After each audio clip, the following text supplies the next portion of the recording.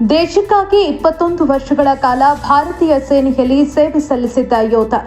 ನಂತರ ಸಮಾಜದ ಸುರಕ್ಷತೆಗಾಗಿ ಪೊಲೀಸ್ ಇಲಾಖೆಗೆ ಸೇರಿ ಕರ್ತವ್ಯ ನಿರ್ವಹಿಸ್ತಾ ಇದ್ದ ಮತ್ತೊಬ್ಬ ರಕ್ಷಕ. ಕೊನೆಗೂ ಕರ್ತವ್ಯದಲ್ಲಿ ದಾಖಲೆ ನಡೆದ ಅಪಘಾತದಲ್ಲಿ ಜೀವ ಕಳೆದುಕೊಂಡಿರುವ ಹೃದಯ ವಿದ್ರಾವಕ ಘಟನೆ ಗೌರಿಬಿದನೂರು ತಾಲೂಕಿನ ವ್ಯಾಪ್ತಿಯಲ್ಲಿ ನಡೆದಿದೆ. ಮರಳಿ ಬಾರದೂರಿಗೆ ನಿನ್ನ ಪಯಣ.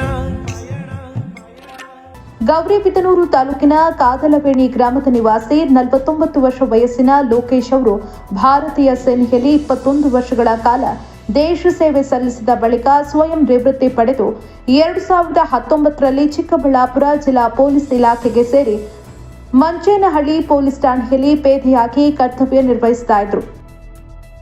ಮಂಗಳವಾರ ಮುಂಜಾನೆ ಸುಮಾರು 1:45ರ ವೇಳೆಗೆ ಗಸ್ತು ಕರ್ತವ್ಯದಲ್ಲಿದ್ದಾಗ ಪುರ ಗ್ರಾಮ ಮತ್ತು ಗಿಡಿಗನಹಳ್ಳಿ ಗ್ರಾಮದ ಮಧ್ಯೆ ಇರುವ ಮೋರಿಗೆ ಅವರ ವಾಹನ ಡಿಕ್ಕಿ ಹೊಡೆದ ಪರಿಣಾಮ ಅವರು ತೀವ್ರವಾಗಿ ಗಾಯಗೊಂಡಿದ್ದಾರೆ.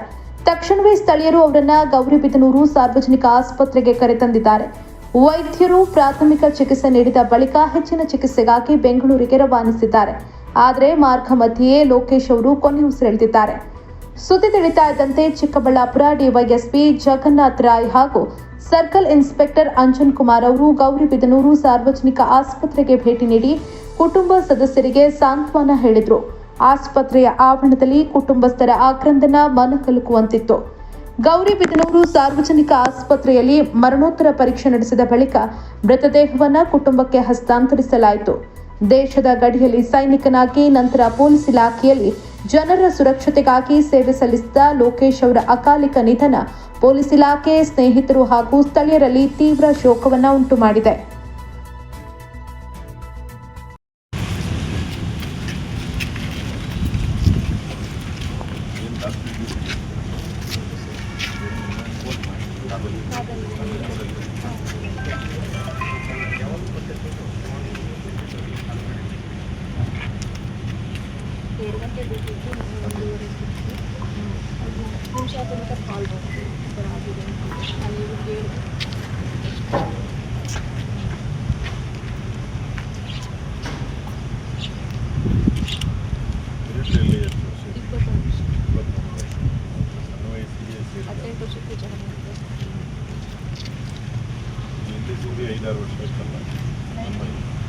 ಮಗ 9 ವರ್ಷ